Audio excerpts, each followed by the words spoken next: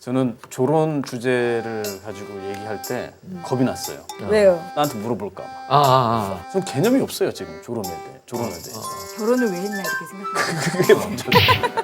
그러니까 여기는 되게 급진주의자인 게 왜요? 결혼 제도를 없애자. 결혼 제도를 만든 X가 너무 미운 거야. 이거 나가면 안 되는데 방송. 동거를 해야 된다. 조론을 장려한다. 뭐 이런 건 아니죠, 아닙니다. 아니죠. 예, 혹시나 뭐 이제 사회적 추세니까 방송 한번. 보신 저는 분이 기본적으로 조론 반대예요. 반대. 조론 그 반대. 땅땅 누르고 크게 얘기를 해야 돼. 반대. 혹시나 애정이 네. 조금이라도 있으면 아까 거기서 빡 왔어요. 나 어. 조론했는데 남편이 여자친구 데리고 왔어. 보겠어 그거를? 이 자식이. 일단 머리 잡고. 네가 날 뭘로 보냐 머리 이렇게 되는 거지. 시사의 반대와 찬성 많이 구독해 주시고요. 좋아요. 사랑해 주십시오. 결혼 생활의 새로운 개념으로 떠오른 말이죠. 혼인을 졸업한다는 의미를 담고 있습니다.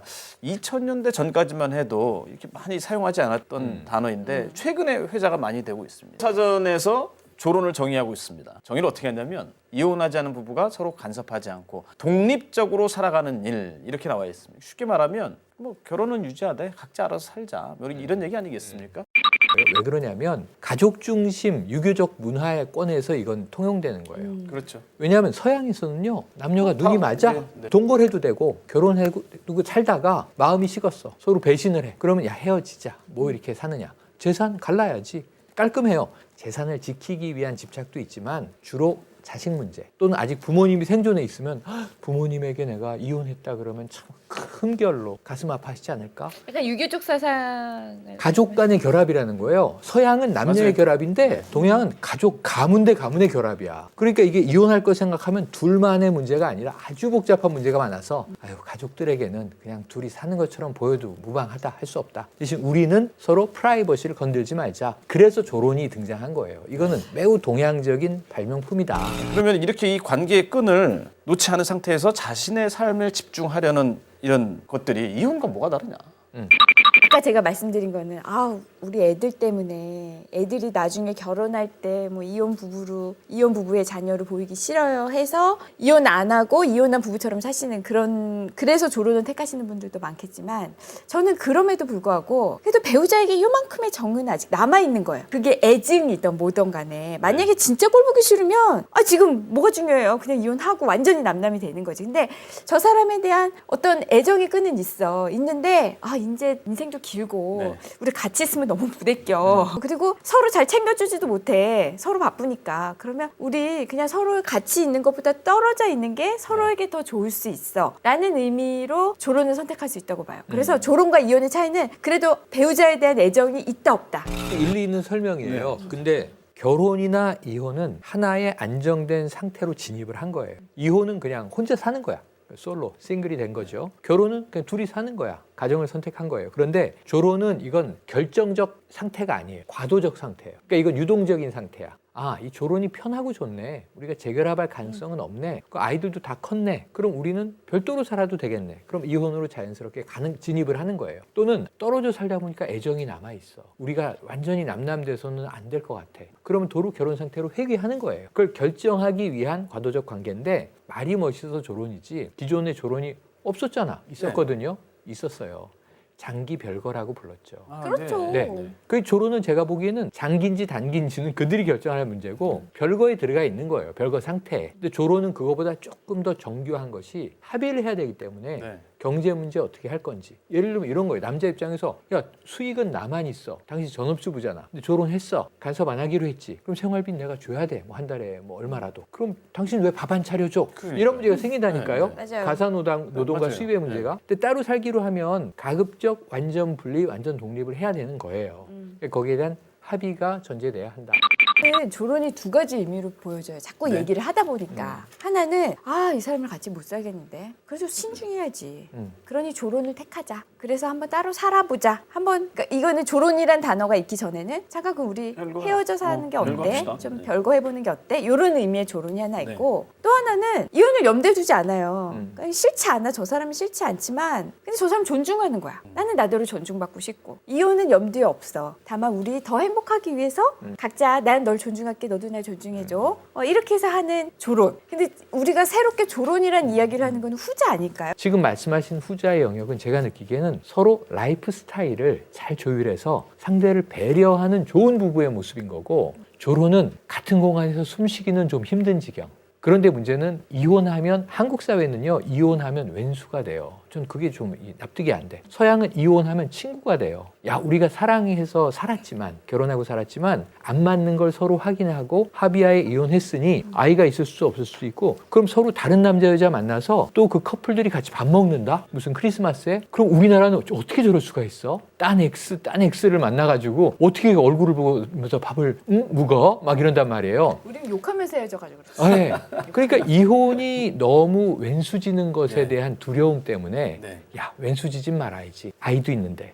그럼 그게 조론이 절충적인 상태로 어정쩡한 거야. 그러니까 서구적 방식이라면 사실은 조론이라는 과도적 방식은 필요 없을 수도 있다. 이런 생각을 해봐요. 조론은 무엇에 대안이냐면 결혼에 대안이잖아요. 근데 결혼의 대안 중에 조론의 반대쪽에 뭐가 있을 것 같아요?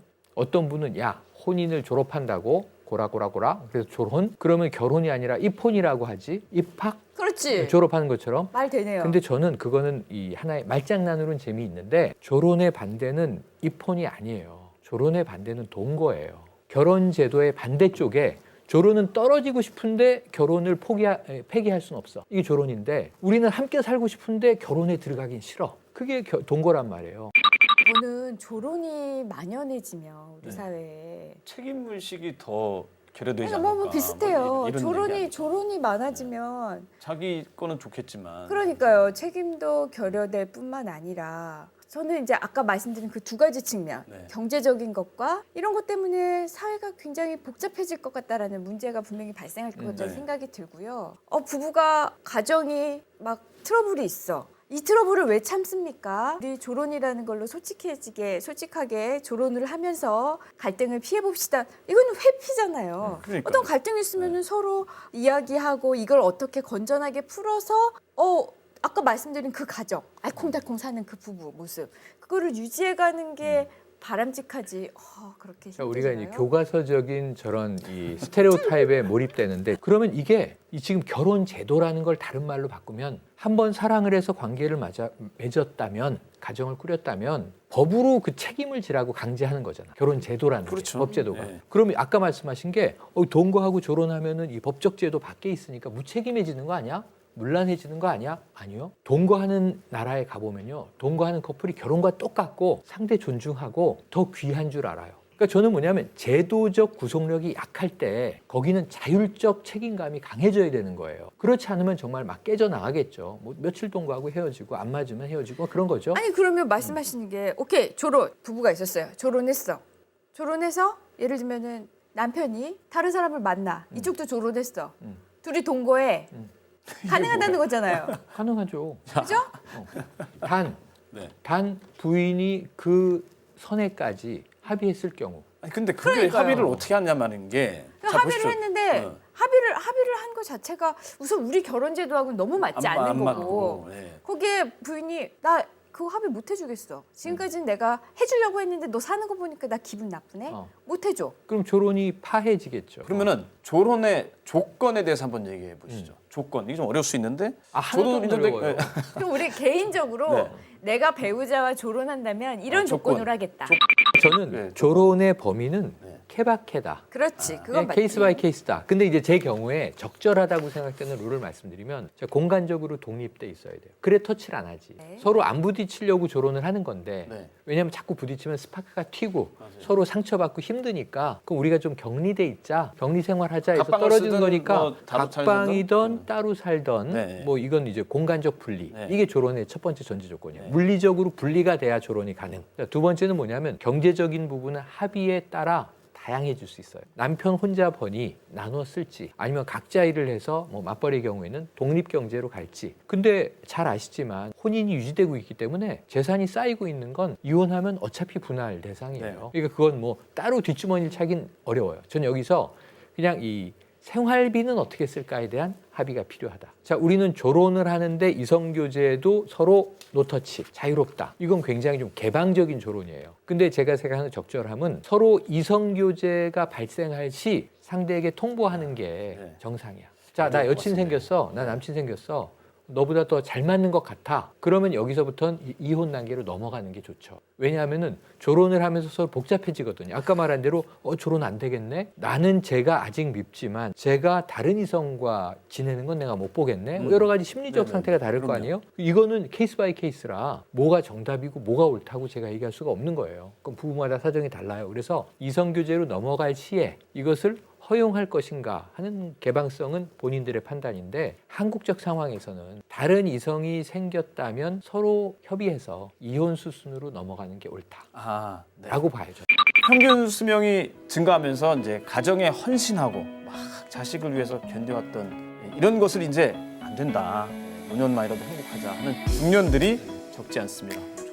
조론과 이혼 서로 간섭받지 않고 독립적으로 살고 싶어하는 마음이 공통적이긴 한데 하지만 이러한 결정이 내려지기까지 부부가 서로의 오랫동안 이제 불만이 좀 쌓였을 것으로 좀 추측이 되고요. 남과 남이 만나서 한 입을 덮고 사는 것이 얼마나 어려운 일이겠습니까? 사소한 불만과 오해들이 쌓이지 않도록 노력을 해왔다면 글쎄요, 조론을 심각하게 언급할 일이 적지 않았을까 이렇게 싶기도 하고요. 물론 이제 조론에 대한 예찬론도 계시고 한데 이건 시청자 여러분께서 판단할 문제고요. 아무쪼록 행복한 중년, 행복한 결혼 생활을 하시길 바라는 마음으로 오늘 방송 준비했습니다.